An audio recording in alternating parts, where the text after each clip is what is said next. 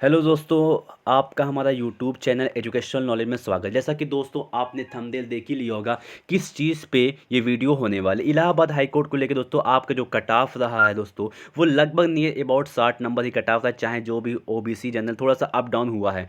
तो जिन लोगों ने रिटर्न का एग्ज़ाम पास कर लिया, अब वो स्किल टेस्ट शॉर्ट हैंड में लगे दोस्तों, मैं उनसे कहना चाहता हूँ कि हमारे द्वारा आज से पहला डिक्टेशन आप सभी लोगों को दिया जाएगा, चाहे वो न्यूज़पेपर से। मैं आपसे पहले बता देता हूँ कि हमारा जो डिक्टेशन होगा वो न्यूज़पेपर का होना है, चाहे कोई भी न्यूज़पेपर हो, जनसत्ता हो, नव टाइम्स हो, अमर उजाला हो, हिंदुस्तान हो, दैनिक जागर हो, ठीक है, कोई भी न्यूज़पेपर हो, उसकी मैं एडिटोरियल आप सभी लोगों से प्रैक्टिस कराने वाला हूं। अगर आप सभी लोग, आप जितने भी लोग शॉर्ट हैंड को लेके पास हुए, स्किल टेस्ट उनको देना है, अगर वो डिक्टेशन हमारा लिख लेते हैं दोस्तों, तो उम्मीद करते हैं कि उनकी स्पीड एक्यूरेसी बहुत ही शानदार हो जाएगी। तो आज से मैं आपको 5 मिनट में 400 शब्द डिक्टेशन देने वाला हूँ। 80 वर्ड पर मिनट की स्पीड होनी है, ठीक है। और एक ये स्पीड थोड़ी सी अप एंड डाउन मैं आपको बता देता हूँ कि बीच में होती रहेगी, ताकि उससे आपकी स्पीड चेक की जाती है, ठीक है। तो चलते हैं पहले डिक्टेशन की तरफ। आज ये डिक्टेशन आपको शाम में मिल रहा है, और कल ये डिक्टेशन आपको 11 बजे तक आपको डिक्टेशन मिल जाएगा, जो कि न्यूज़पेपर के ही होना है, ठीक है। तो आप सभी लोग कॉपी पेंसिल लेके बैठ जाएं। 5 मिनट का डिक्टेशन होगा, बीच में कोई भी डिस्टर्बेंस नहीं होनी चाहिए। तो स्टार्ट करते हैं।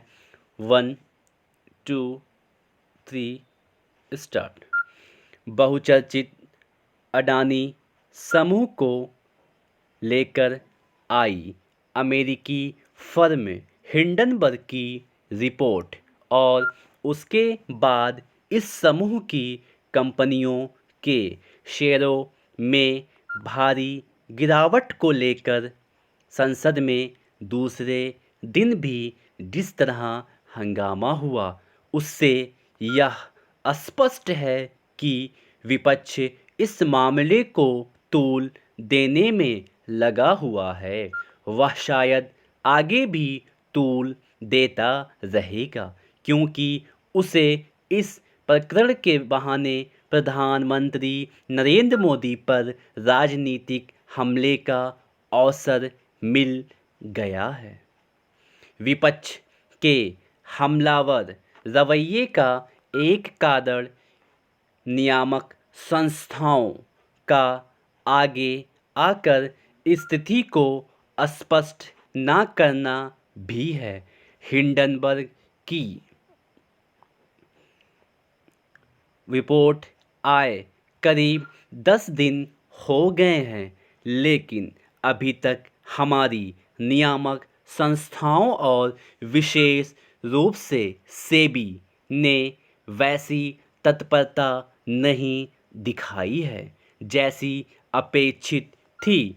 यह ठीक है कि वित्त मंत्री निर्मला सीतारमण ने यह कहा कि अडानी समूह को लेकर उपजे विवाद से निवेशकों के भरोसे पर कोई असर नहीं पड़ेगा, और बाजार पूरी तरह नियामक संस्थाओं के नियंत्रण में है।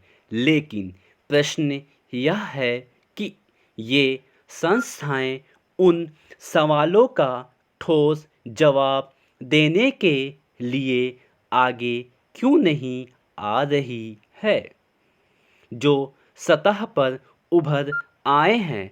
ध्यान रहे कि इन सवालों का सही तरह समाधान अडानी समूह की ओर से दिए गए जवाबों से नहीं हो सका है, और शायद यही कारण है कि शेयर बाजार में उसकी कंपनियों के शेयरों में भाव गिरते चले जा रहे हैं।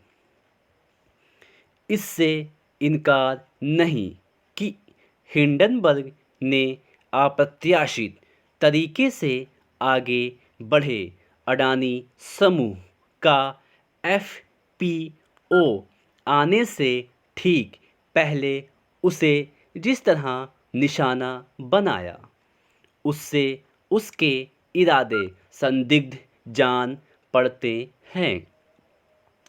लेकिन उसने जो सवाल उठाए हैं उनका समुचित जवाब तो सामने आना ही चाहिए, न केवल इस समूह की ओर से बल्कि नियामक संस्थाओं की ओर से भी। इसमें देरी इसलिए नहीं होनी चाहिए क्योंकि अडानी समूह को कर्ज देने वाले बैंकों का भी जोखिम बढ़ सकता है। इससे संतुष्ट नहीं हुआ जा सकता कि रिजर्व बैंक ने बैंकों से यह पूछा है कि उन्होंने अडानी समूह को कितना कर्ज दिया है, क्योंकि कायदे से अब तक तो उसे इस जानकारी से लैस हो जाना चाहिए था।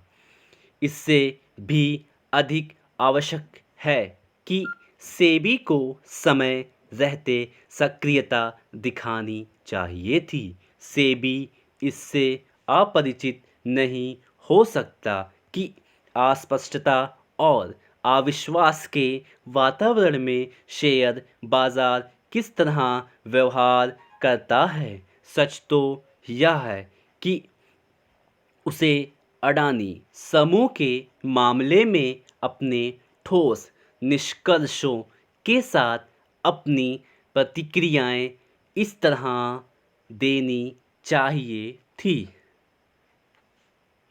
तो दोस्तों ये रहा 5 मिनट का डिक्टेशन। आप सभी लोग इसको लिखिए, उसके बाद आप देखिए कि आपकी मिस्टेक कितनी हो रही है। बीच में जो स्पीड थी थोड़ा सा अप डाउन किया गया ताकि आपकी स्पीड को देखा जाए किस तरीके की आपकी स्पीड चल रही है।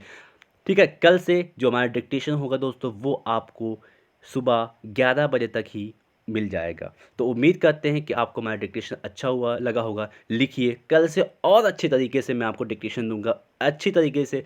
और जो आज का डिक्टेशन होगा उसकी जो वर्ड होंगे, जो टफ वर्ड लगे होंगे, उसकी आप आउटलाइन खुद बनाइएगा, किसी की आउटलाइन नहीं, क्योंकि लिखना आपको है, पढ़ना आपको। तो जो आप लिखें वही पढ़ लें। डिक्टेशन का जो आउटलाइन है, जो शब्द का आउटलाइन, वो मैं भी दे सकता हूँ, लेकिन मेरे देने से क्या है, अगर आप उसको ना समझ पाए, इसीलिए आप अपने आउटलाइन खुद बनाएं, उसकी प्रैक्टिस करें। So thank you for watching my video.